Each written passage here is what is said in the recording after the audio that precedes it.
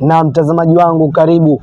Tuliagana ufukweni, tunapatana sasa mambani. Mtazamaji wangu, nisikilize hapa. Leo hii tuko na mamba anaitamba dhidi ya kutaratamba, na si mwingine bali ni shabiki mkuu wa hizi timu za Uingereza. Atatueleza mengi kuhusu timu hizi na hii World Cup inayotukabidhi hapo mbeleni.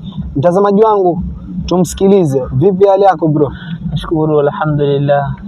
Naam, kwa majina labda kamili wataka? Kwa majina anajulikana kama Hassan Omar, mkazi wa Malindi.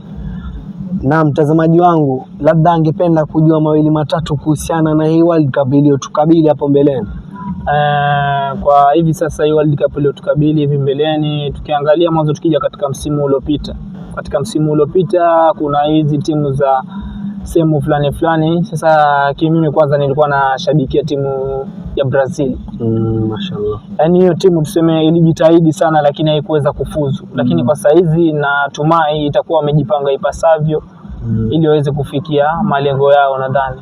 Na unadhani labda kando na timu yako unayoshabikia ni timu gani nyingine ambayo imejipanga vizuri na msimu huu?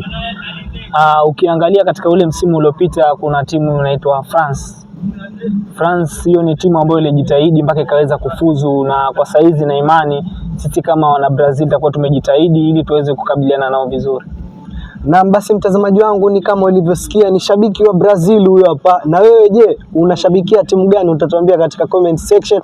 Mtazamaji wangu anasema kwaheri na waaga, msiseme na wakimbia na waachilie wajanja wenye mapanga na majambia, lakini ketini mkijua ipo siku salamu zitawajia. Na nimekuwa wako Rahid Al Bulbul, ni hifadhi mahali pema Bongoni.